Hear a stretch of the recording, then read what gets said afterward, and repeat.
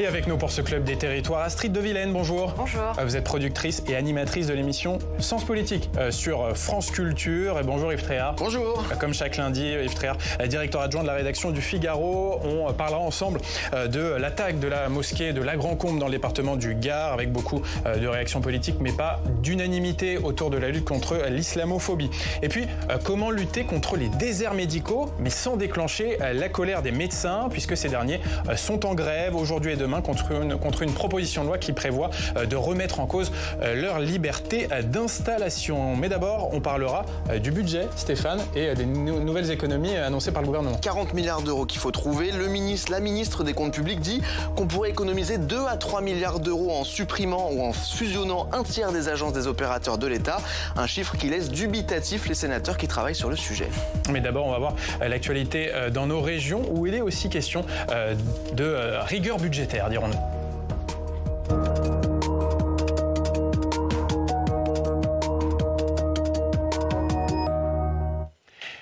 Et oui, puisque dans ce contexte de coupe budgétaire, plusieurs secteurs voient leurs subventions diminuer. Et c'est le cas de la culture dans la région des Pays de la Loire. Un reportage de Clémentine Louise. C'est un budget qui risque de leur faire perdre l'équilibre. Ici, au Mans, cet établissement d'apprentissage et de représentation de cirque perd sa subvention régionale de 100 000 euros. C'est quand même quelque peu surréaliste qu'un partenaire de plus de 20 ans vous informe d'une coupe drastique de 100 000 euros. Si on voulait abîmer et saccager, on ne ferait pas autrement. Voté en décembre dernier, le budget régional des Pays de la Loire pour 2025 est allégé de 82 millions d'euros, soit 2 fois plus que ce que demandait à l'époque le gouvernement Barnier. Résultat, les budgets alloués à la culture sont amputés à hauteur de 70%. Tout le monde a dû trouver les économies dans un temps record. Nous avons dû renoncer en fait à des pans, mais encore une fois beaucoup plus larges et beaucoup plus vastes que ceux de la culture, parce que nous n'avons plus les moyens des ambitions passées. Plusieurs secteurs sont touchés par ces coupes budgétaires, avec en premier lieu les mobilités et l'enseignement secondaire. Mais le secteur de la culture a fait beaucoup réagir, notamment suite aux déclarations de la présidente de région Christelle Morancé, qui parlait d'un secteur shooté à la dépense publique. Le mot shooté est fort, mais c'est hélas ce à quoi la France est habituée au-delà du domaine culturel. Je crois qu'aujourd'hui, il faut sortir de ce mirage qui tendrait à croire que plus il y a de production, toute expression artistique confondue, plus le secteur culturel s'en porte bien. Que parfois, il vaut mieux privilégier la qualité à la quantité. Le directeur du Plongeoir dénonce une décision quasiment idéologique. Pour l'établissement, 100 000 euros en moins, c'est une perte de 3% de son budget de fonctionnement. Si ça semble minime, les répercussions sont conséquentes. C'est entre 4 et 5 spectacles qui vont disparaître de l'offre. C'est environ une quinzaine de représentations qui vont être en moins sur la saison. En réduisant sa programmation, l'établissement encaisse moins d'entrées et donc moins d'argent et contribue malgré lui à précariser des compagnies indépendantes qui auront moins de dates de représentation. Alors pour faire face à ces coupes budgétaires, la région Pays de la Loire a invité les acteurs culturels à mettre en place des actions pour renflouer leurs caisses. Il s'agit effectivement de compter d'une part sur le bénévolat. Il s'agit de compter sur la mutualisation des postes, notamment sur un poste qui serait en lien avec la recherche de fonds, de mécénat. Et il y a inévitablement la diversification de ces recettes avec des recettes de billetterie beaucoup plus élaborées qui pourraient en fait se conjuguer à des recettes de produits dérivés. Ça pourrait être la création de tote bags, d'éco-cups. Alors on le fait déjà, évidemment. Donc on fait des produits dérivés. On achète un sweat entre 20 et 25 euros. On va le revendre entre 30 et 35 euros.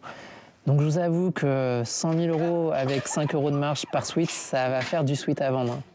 Alors le bénévolat, je vous avoue qu'on ne l'avait pas encore sorti, mais je peux en parler éventuellement aux 30 salariés qui font chez nous entre 39 heures et 42 heures semaine pour leur demander si le bénévolat, éventuellement, ça leur irait. C'est signe aussi de l'indifférence de ces personnes pour le secteur culturel et en tout cas de sa méconnaissance. La région Pays de la Loire n'est pas une exception. En Auvergne-Rhône-Alpes, c'est 5 millions d'euros qui seront retirés du budget de la culture cette année. Voilà pour ce reportage de Clémentine Louise. Astrid, la culture, secteur sacrifié dans ce contexte actuel de coupe budgétaire. Oui, sauf que je crois que Christelle Morançais, la présidente de la région Pays de la Loire, a décidé en fait de couper toutes les subventions. C'est-à-dire qu'il y a aussi des entreprises, il y a aussi des syndicats, il y a aussi... C'est très symbolique, très brutal aussi comme façon de faire, mais elle le justifie et l'assume pleinement. Je pense qu'il y a aussi une différence par rapport à l'ancienne région de Laurent Wauquiez, c'est que elle n'a pas choisi selon l'idéologie ou les idées. Elle a vraiment décidé de réduire tout d'un coup. C'est vrai qu'on n'a pas l'habitude de voir ça en France. Son argument, c'est de dire la région était un guichet, nous on veut faire des projets. Mais c'est vrai que pour toutes ces compagnies-là et pour la culture en général, c'est souvent le premier domaine qui est sacrifié quand il y a des économies. Et c'est triste parce qu'en fait, on ne pense pas à la suite, on ne pense pas à comment on remplace ça, comment on va financer la culture dans les territoires. Est-ce qu'il y a, Yves Tréhard, une vision politique quand même dans ces économies? Car la présidente de la région Pays de la Loire, Christelle Morançais, parle de secteurs qui sont shootés à la dépense publique. Oui, mais alors pour avoir un peu étudié le sujet et puis l'avoir pas mal interrogé sur ces coupes budgétaires, alors c'est vrai que faire des économies en France, de toute manière, ça relève de l'exploit pour que ça marche et pour que chacun soit à peu près d'accord. Ce qu'elle dit, c'est qu'elle a coupé 10% du budget, mais pas uniquement sur la culture, et sur le sport, sur l'ensemble des activités qui sont financées par le Conseil régional, première chose. Et deuxième chose, elle s'est attachée à ne couper que des dépenses de fonctionnement. Aucune dépense, dit-elle, d'investissement ou d'innovation. Donc ça, c'est quand même aussi quelque chose qui est important et qu'il faut souligner.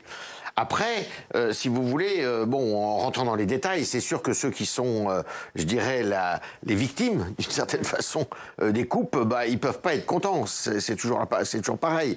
Alors, c'est vrai que ces coupes budgétaires ont pu être un peu violentes ou assumées, ou alors surtout reçues comme violentes, et qu'on aimerait justement qu'en France, il y ait un peu cette technique qui a été mise au point dans les pays scandinaves et au Canada aussi, au niveau national d'ailleurs, dans ces pays-là, où on réunit tout le monde et on décide des secteurs prioritaires où l'argent public doit être investi.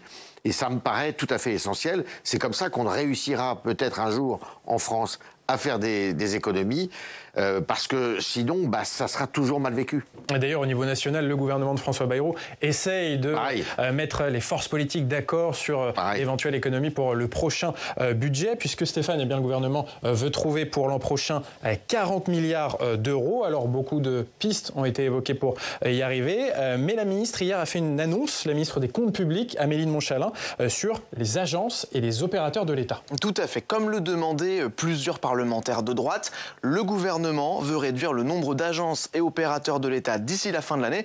Écoutez Amélie de Montchalin. Je vous annonce que nous allons, d'ici à la fin de l'année, proposer dans le budget que 1/3 des agences et des opérateurs qui ne sont pas des universités soient fusionnés ou supprimés. Fusionnés ou supprimés. Que nous réduisions notre complexité. Alors, des suppressions ou des fusions, combien est-ce que le gouvernement espère récupérer? Entre 2 et 3 milliards d'euros, prévoit Amélie de Montchalin, mais la somme fait tiquer au Sénat, où une commission d'enquête se penche justement sur les missions de ces fameuses agences et opérateurs de l'État. La rapporteure de la commission, la sénatrice LR Christine Lavarde, me confiait hier ne pas savoir comment la ministre obtient ce résultat. Écoutez une des explications avancées par Amélie de Montchalin. Ça veut dire qu'on va faire des économies effectivement de fonctionnement. Ça veut dire qu'on va effectivement rapprocher des équipes, donc il y aura effectivement moins d'emplois publics à la clé. Vous savez, aujourd'hui, on a 180 000 personnes qui travaillent dans les agences et les opérateurs, c'est-à-dire plus que de gendarmes dans le pays. Ces 180 000 personnes, elles ont toutes un métier, elles ont un rôle, elles ont une mission. Notre rôle, nous, c'est de considérer là aussi que les choses ne sont pas immuables. Donc c'est en faisant des économies sur le personnel de ces agences qu'on va arriver à ces 2-3 milliards d'euros. Eh bien, selon Christine Lavarde, c'est impossible, tout simplement. Si on supprime ou on fusionne juste les coquilles, ça ne se voit pas. On parle plutôt en millions d'euros, me dit-elle. Selon la sénatrice, pour obtenir 2 à 3 milliards d'euros d'économies, ça veut dire qu'on doit toucher aux missions des agences et donc supprimer des politiques publiques. Alors lesquelles? Eh bien, la ministre n'en a pas parlé, d'autant que ces économies ne seraient pas du tout immédiate. Prenons par exemple l'ADEME, l'Agence de la transition écologique. Christine Lavarde explique que même si on la supprime cette année, il y a encore 1 milliard d'euros d'engagement pris pour les années à venir, donc que l'État devra payer et que des agents devront superviser. Elle dit aussi que les licenciements des agents avec des contrats privés, comme c'est le cas à l'ADEME, eh bien, ça coûte de l'argent, ce n'est pas neutre. Bref, il faudra donc attendre des propositions plus précises de la part du gouvernement pour comprendre exactement comment les agences peuvent faire économiser 2 à 3 milliards d'euros au budget de l'État. Merci Stéphane pour ces explications. Astrid, on voit là, la technique est un petit peu différente de celle dont on parlait dans la région des Pays de la Loire. Le gouvernement, ici, essaye de gratter quelques millions, quelques milliards d'euros dans les agences ou sur des crédits ministériels. Je trouve que cette annonce a tout d'un effet d'annonce. C'est-à-dire qu'on a beaucoup entendu des ministres nous dire « attention, on va simplifier, on va supprimer ». J'ai hâte de voir quoi. Et je trouve que sur la méthode, ça pose quand même un vrai problème. C'est-à-dire, moi, je préférerais des ministres qui travaillent d'abord en sous-main, en coulisses, et qui voient exactement combien ça va rapporter, à quel poste on supprime, quelle agence on fusionne, et ensuite qu'il annonce aux Français. Là, je trouve qu'il y a quelque chose de très populiste. C'est la mode, c'est la tronçonneuse. Allons-y, supprimons toutes les agences. C'est vrai qu'il y a du gras dans l'État. Nous, on le voit tous les jours. Bercy, je pense qu'il y a beaucoup de très très hauts fonctionnaires qui ne vont jamais sur le terrain, qui prennent des décisions très très pénibles pour tous les gens sur le terrain, comme on le voyait sur votre reportage. Mais ça se fait pas comme ça en 2 mois, quoi. Donc, j'ajoute que je trouve que sur les agences qui sont citées, je suis pas sûre que ce soit celle qu'il faille supprimer en priorité dans un monde de réchauffement, de dérèglement climatique. L'ADEME, c'est une agence qui nous donne énormément de données, moi qui me sert beaucoup dans mon travail au quotidien. L'agence bio, je ne connais pas, mais enfin ça me sonne quand même comme quelque chose de intéressant dans la période. En revanche, c'est vrai qu'il y a des comités Théodule. Moi, je prends toujours l'exemple de France Stratégie. Je n'ai jamais compris à quoi servait France Stratégie. J'ai jamais lu un de leurs rapports. Quand on va sur leur site aujourd'hui, ils vous disent on a remplacé le commissariat au plan. Bah, pas du tout. Le commissariat au plan existe toujours. Il y a tellement de choses à faire pour rénover l'État en réalité. Il y a par exemple la numérisation. Je pense qu'on le voit, il y a plein de ministres qui arrivent très volontaires dans des administrations et qui vous disent « Ah, je vais faire une super appli, je vais rendre plus efficace » et qui se retrouvent avec, sans offenser les fonctionnaires, mais avec des vieilles machines qui ne marchent plus du tout, qui marchaient peut-être au temps du général de Gaulle, mais qui ne sont pas du tout adaptées à la période. C'est là où, à mon avis, il faut qu'on rénove et qu'on rende plus efficace. Yves, avec cette annonce de suppression, de fusion de certaines agences publiques, on est dans le début d'une réforme structurelle de l'État ou ce sont des petites annonces? Non, c'est une espèce de serpent de mer qui existe depuis d'ailleurs le général de Gaulle. Vous savez que la formule comité Théodule, c'est le général de Gaulle qui l'a utilisé dans les années 60. Donc on vit avec ça, c'est le serpent de mer. À chaque fois, tous les gouvernements nous annoncent qu'ils vont simplifier, qu'ils vont... D'accord, il y a nécessité de simplifier parce que c'est vrai que la France est assez championne de la normalisation, de la complexification des missions de service public. Il y a probablement, effectivement, du gras à faire tomber, mais encore une fois, il faudrait que tout ça soit analysé, que ça soit réfléchi. C'est vrai que sur l'environnement, certes, c'est un sujet très important et c'est un sujet qui aujourd'hui intéresse tout le monde, mais il y a un nombre d'agences incalculable, il y en a certainement beaucoup trop, et certaines qui ne font jamais rien. Mais est-ce que c'est ça qui fera faire des économies? On n'en sait rien, parce qu'effectivement, derrière chaque agence, c'est comme une niche fiscale, ça. C'est exactement le même sujet. Derrière chaque agence, vous avez, non pas un chien qui aboie, mais vous avez des salariés qui, vont vous raconter qu'ils sont utiles. Et ça, c'est bien difficile, effectivement, de faire la part des choses. Allez, on va revenir sur l'attaque de la mosquée de La Grand-Combe dans le département du Gard, une attaque au couteau qui a tué un fidèle musulman, Aboubacar Cissé. Beaucoup de réactions politiques hier, mais pas d'unanimité sur la qualification des faits de cette attaque islamophobe. Des policiers étaient mobilisés dans le Gard tout le week-end pour trouver l'auteur du meurtre d'Aboubacar Cissé. Ce jeune homme assassiné dans une mosquée sur fond de racisme. Un acte qualifié d'ignominie islamophobe par le Premier ministre François Bayrou, quand Emmanuel Macron a publié sur X le message suivant. Le racisme et la haine en raison de la religion n'auront jamais leur place en France. La liberté de culte est intangible.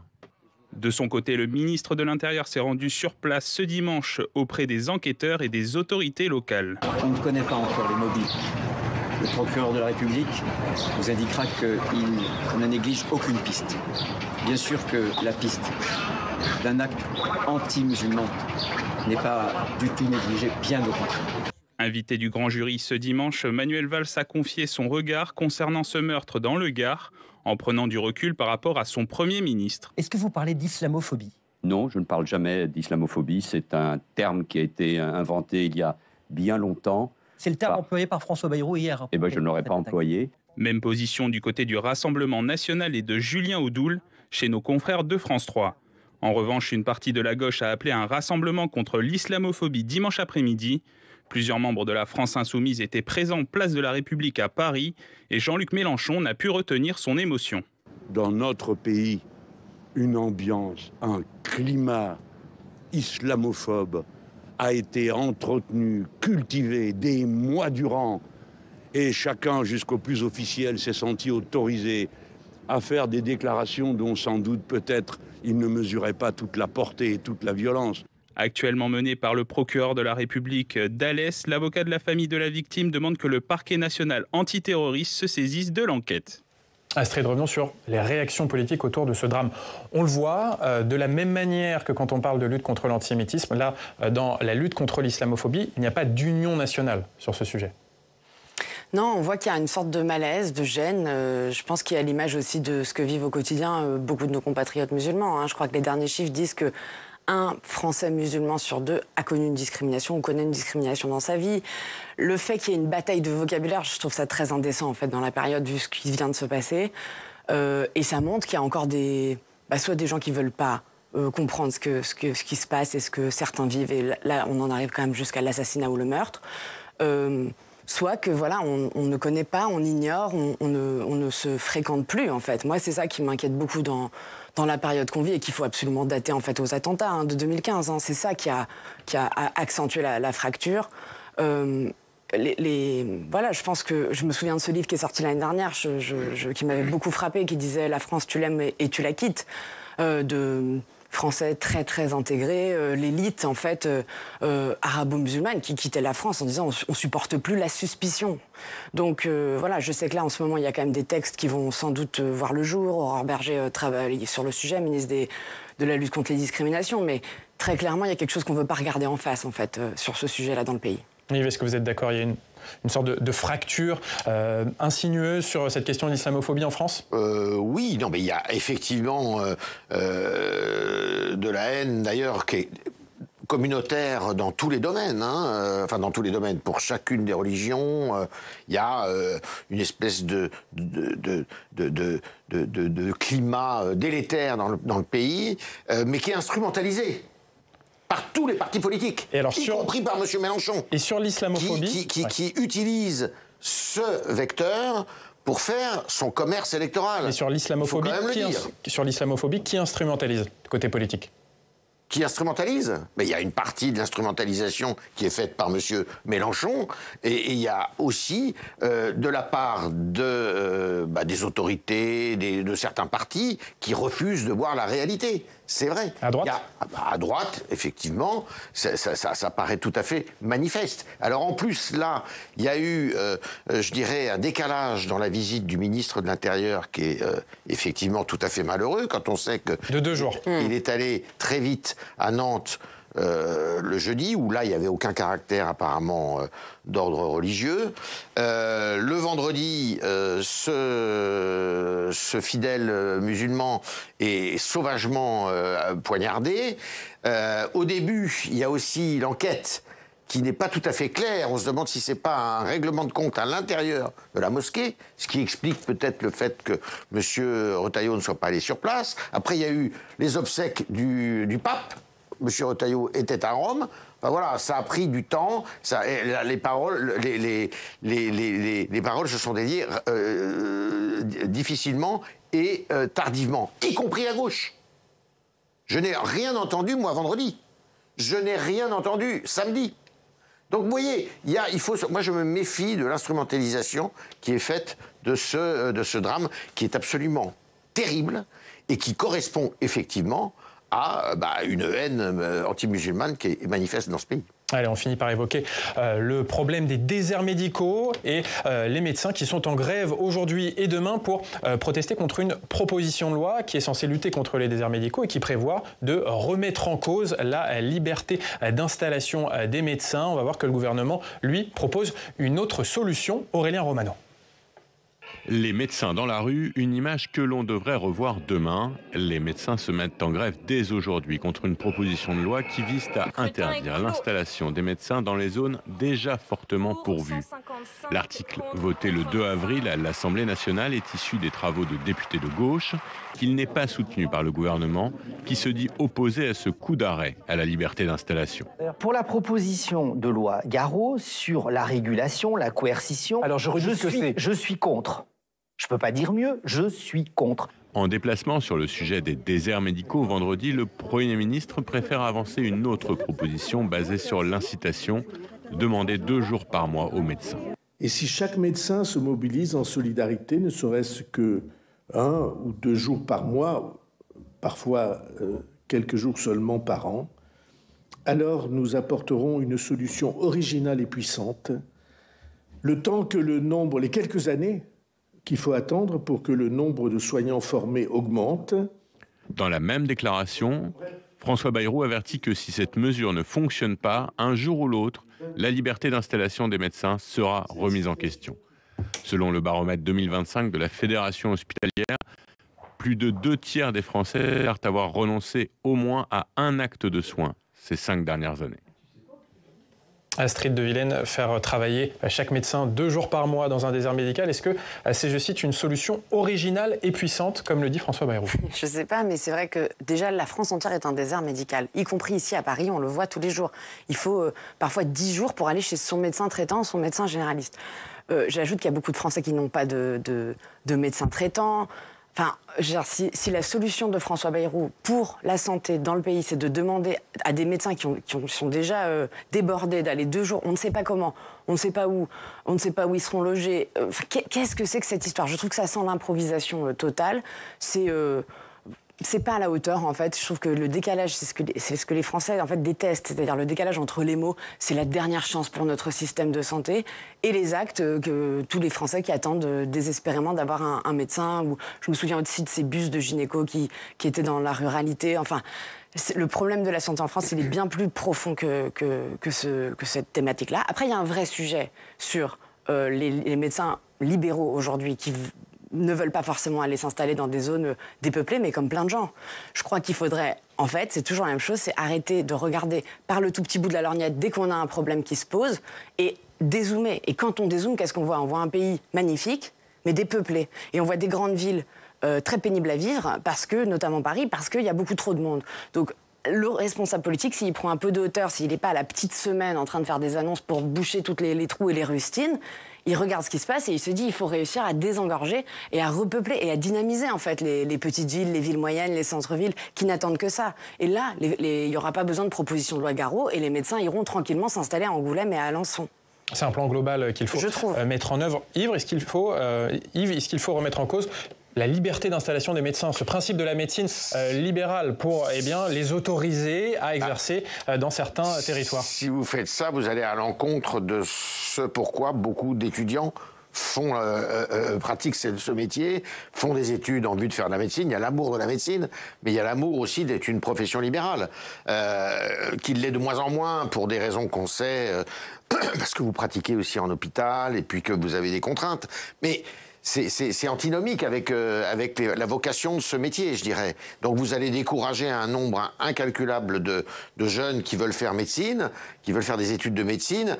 Déjà, ce sont des études qui sont très longues, qui coûtent cher par définition parce que vous gagnez pas votre vie très rapidement. Donc j'ai peur que ça affaiblisse encore notre réseau de médecins sur le territoire. Donc ça, ce qui est sûr, c'est que la proposition faite par le Premier ministre est une proposition pour le moins baroque, qui à mon avis ne résoudra rien et qui n'existera jamais. Qu'est-ce que vous voulez qu'un médecin qui exerce dans un endroit donné aille s'exiler pendant 2 jours, ou comment, avec quel matériel, parce que par définition, quand vous êtes médecin, il faut que vous ayez du matériel avec vous. C'est de l'improvisation. Et puis ça va mettre en concurrence avec éventuellement des médecins locaux. Enfin, c'est une source, à mon avis, d'ennui qui serait terrible. Une usine à gaz. Allez, on va finir en regardant ce qu'il y a dans nos quotidiens régionaux.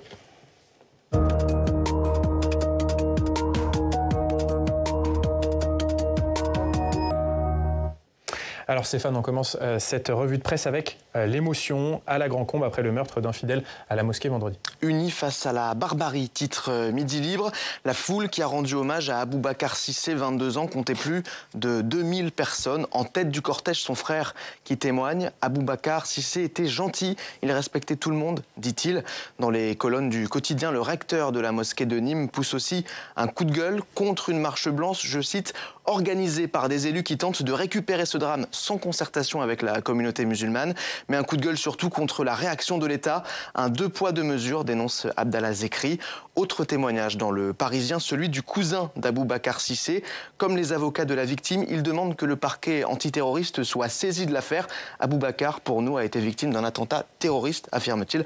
Le suspect s'est rendu à la police. Hier soir, il était en Italie. Alors l'autre sujet à la une, on en parlait à l'instant, c'est la grève des médecins aujourd'hui. Oui. Pourquoi les futurs médecins font grève, s'interroge le Courrier Picard. Comme Nice Matin ou l'Union, la presse décortique les raisons de cette colère. Alors d'abord, il y a une loi transpartisane portée par le socialiste Guillaume Garot à l'Assemblée. Le texte prévoit notamment de soumettre à l'installation des médecins une autorisation des agences régionales de santé pour lutter contre les déserts médicaux. Pourtant, la proposition a été désavouée par François Bayrou, on en parlait. Mais pas de quoi calmer la grogne. Nous ne sommes pas responsables des déserts médicaux, martèle une interne du CHU d'Amiens dans le Courrier Picard. L'autre profession en colère, cette semaine, ce sont les boulangers. Oui, interdit de travailler le 1er mai à cause d'un flou juridique.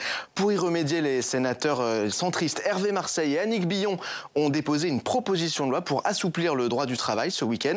Une proposition soutenue par le gouvernement, mais le texte ne pourra pas être voté avant ce jeudi 1er mai. Les boulangers devront donc attendre l'année prochaine pour être certains de pouvoir ouvrir le jour de la fête des travailleurs sans risque de poursuite. Et puis Stéphane, on termine cette revue de presse par du football avec la victoire de l'Olympique de Marseille qui permet aux Olympiens de récupérer la 2e place de la Ligue 1. Une victoire, 4-1 contre Brest hier soir. Puissance 4, titre La Provence. Une victoire permise par un Amine Gouiri très en forme qui a mis 3 buts dont un superbe retourné acrobatique. 3 points de plus pour l'OM qui se laisse un peu d'air avant de jouer contre Lille qui est à 2 points derrière. Un match pour la 2e place de la Ligue 1, ce sera donc dimanche prochain. Voilà, quand il y a une victoire de l'OM, ça fait toujours la une de la Provence. Merci beaucoup Stéphane et bravo pour cette première dans la matinale. Merci à tous les deux d'avoir participé à ce club. Yves, on va regarder la une du Figaro qui est sur la succession du pape François. Après François, l'Église attend son nouveau pape. Merci beaucoup Astrid et on vous souhaite un joyeux anniversaire au passage. Merci à tous de nous avoir suivis. Prochain rendez-vous sur Public Sénat à 18h avec l'émission Sens Public présentée par Thomas Hugues et puis je vous retrouve demain pour une nouvelle émission. Bonjour chez vous. Très bonne journée sur Public Sénat.